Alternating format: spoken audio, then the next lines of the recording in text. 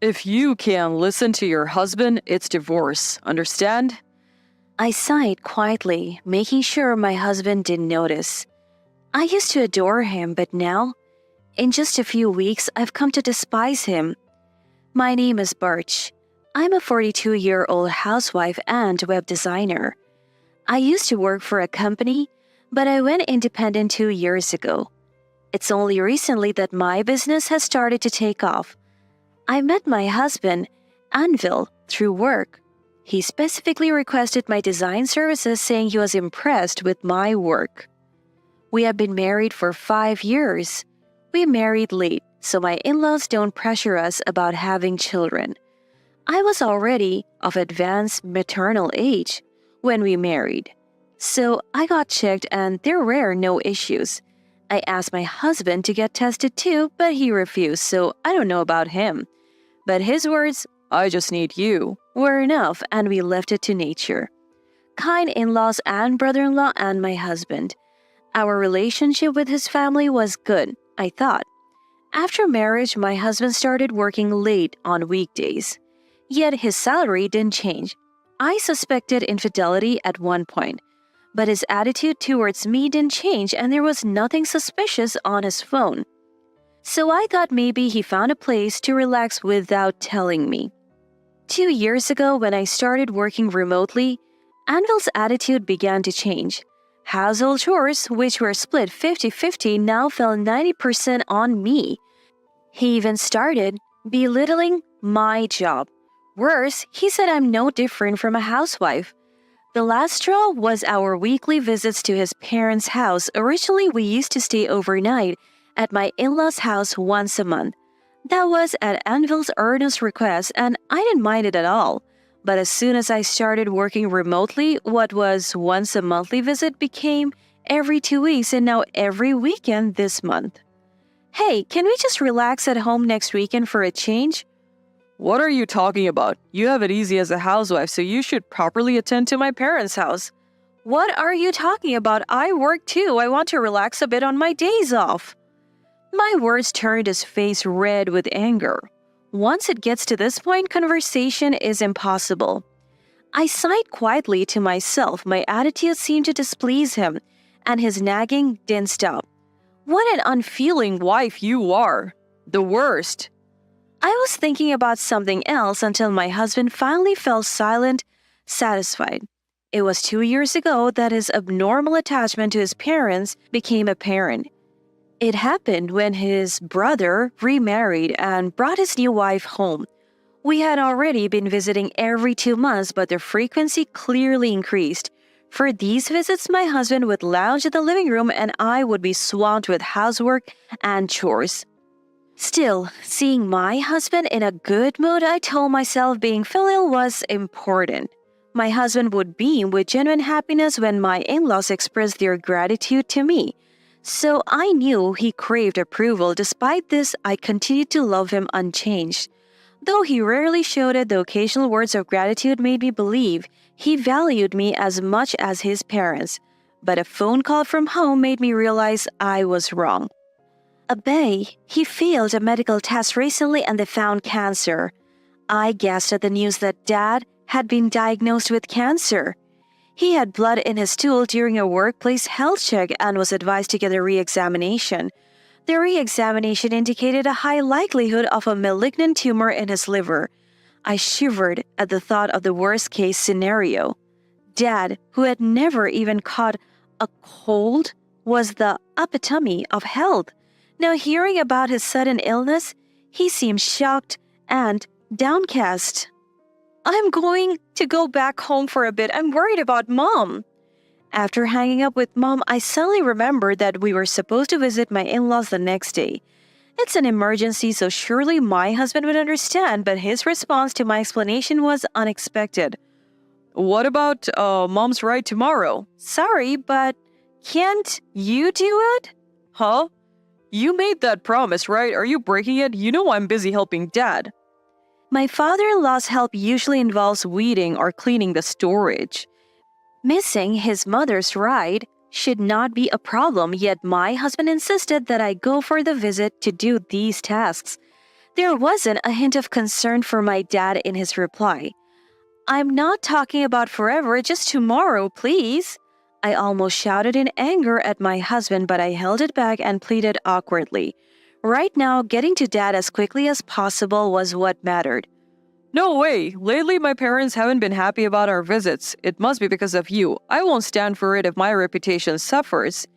In recent months, my in-laws had started showing complex emotions when we visited. It was because they couldn't meet their grandchild born to my brother-in-law and his wife. My sister-in-law, younger than my brother-in-law, seemed to have a good relationship with my in-laws. But she's not fond of my husband, so when we visit, they stay away from their parents' house. Because they live in an area that requires a car, she can only visit on weekends when my brother-in-law is present. I heard that she does try to invite the in-laws to her house, but they are frustrated about not seeing their grandchild as they wish. It's because when we visit, my sister-in-law finds it hard to come, so they miss their grandchild. Huh? All this fuss just because they can't see a baby that's only 6 months old, a crying tiny thing compared to me, who's more useful? I was stunned by my husband's words. Competing with a 6-month-old nephew, an adult married son, and a grandchild not even a year old? It's clear as day which one would be more cherished. Every visit, he just lies around in the living room, eats 3 meals a day, increases the laundry, and does a little bit of help. There is no way they would find him more adorable than their grandchild.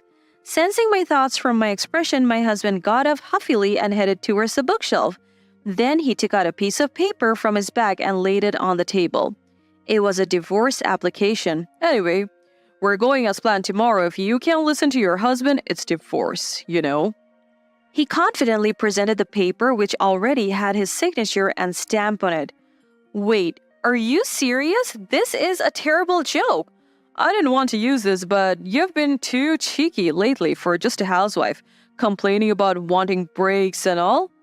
I felt dizzy with his selfish reasoning. After all, it was he who wanted to visit his parents, and I just went along. Is it so wrong for me to want a break sometimes after doing housework and working on weekdays? Then more housework at your parents' place on weekends?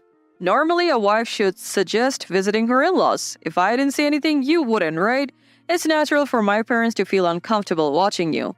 I was furious at how he had exploited me these past 2 years. I wanted to punch his smirking face but clenched my fist and held back. Arguing now would only delay my return to my parents' house. Anyway, I'm going to my parents. I'm worried about Mom. My words seemed unexpected to him. He stared at me, face turning red. So? You mean you can't listen to your husband? It's divorce then, okay? I sighed without him noticing. The sight of him unable to back down from his own words was ridiculous. I wondered why I ever liked such a man. So, you're serious? All right, I get it. There's no other way, right? Realizing arguing further was pointless, I pretended to accept it. If I acted meekly while holding the divorce papers, my husband would look at me with a creepy, smug smile. Then, in an exaggerated manner, he stood up and patted my head. I resisted the urge to shake him off, and he, misunderstanding, went to the bedroom looking satisfied. I immediately called Mom and told her about the divorce. She was shocked, but after hearing the story, scolded me for not telling her sooner and urged me to come back quickly. After hanging up, I went to the bedroom. My husband was snoring, lights on. The snoring I once found cute now repulsed me. The man I loved so much, now just a subject of my loathing. I wondered if I was heartless, but then realized that such a thoughtless marriage was unnecessary. The next morning, I quietly left the house with my packed luggage and the divorce application. Knowing that the municipal office accepted documents on weekends, I stopped by to submit the fully completed divorce application. Then, I headed to my parents' house by train, meeting Mom and going to the hospital. The doctor had called Mom about Dad's illness. I braced myself thinking it might be a terminal diagnosis, but thankfully, Dad's cancer hasn't spread and was operable. He would lose part of his liver, but it wouldn't hinder his daily life, and he could return to normal life with regular checkups. Relieved by the doctor's explanation, Mom and I went back home. At home, I told Dad about his condition and my divorce. Dad was furious at my husband and almost stormed out, but Mom and I quickly stopped him. I could finally see through him because of you, Dad. Thank you. Hearing that, Dad scratched his cheek, not entirely displeased. Mom and I exchanged smiles at his reaction. I told Dad I would visit him in the hospital since I would be staying at home for a while. He insisted that I stay as long as I wanted, making me cry happily. Remembering my phone was off, I turned it on. Ignoring the countless calls from my ex-husband, I saw a message from my sister-in-law Gunnel on WhatsApp. It was a message of concern for my health and a report that my ex-husband had disrupted plans to buy toys for her son with my mother-in-law. Reluctantly, I realized my ex-husband was genuinely jealous of his 6-month-old nephew. The creepiness sent a chill down my spine. From the ex-sister-in-law's message, it seems I was reported to have stopped visiting due to ill health. However, since no details were given and my ex-mother-in-law's inquiries were evaded, my ex-sister-in-law found it strange and contacted me. However, I wouldn't be bothered if things were left as they are. But I owed it to my ex-in-laws who had been kind to me to at least say goodbye in person. So I decided to visit their house. After explaining everything to my parents that night, I took the first flight to my ex-in-law's house the next morning. Seeing cars parked outside their house upon arrival, I sighed. It seems my ex-husband had stayed over at their house. Despite forcing his wife, who wanted a break, to improve his standing, he doesn't seem to care about the poor impression he leaves by not returning home when his wife is supposedly ill. When I rang the doorbell, there was a rush of footsteps and my ex-husband appeared. It was just before noon. He glared at me with a demonic expression and yelled, "Where have you been all this time? You even turned off your phone." Where? As I said, I went back to my parents. Besides, I'm supposed to be ill, right? Are you okay shouting so loud that the whole house can hear? When I pointed this out politely, my ex-husband suddenly fell silent. Anvil, what is this about? A voice came from behind and my ex-husband turned around fearfully. It was my ex-in-laws who had come out in response to the bell. They both looked puzzled, having believed I was unwell. Sorry for the sudden visit. I wanted to take a moment to thank you for everything and say goodbye as I'm getting divorced. As I bowed, my ex-in-laws looked at me in shock. Birch, I thought you were sick, and this sudden talk of divorce? Hey, Birch, you're not still holding a grudge about the day before yesterday, are you? Stop joking around. My ex-husband's words prompted a reaction from my ex-in-laws. I smiled and explained the situation. Actually, my dad was diagnosed with cancer. It was sudden, so I apologize for not contacting you.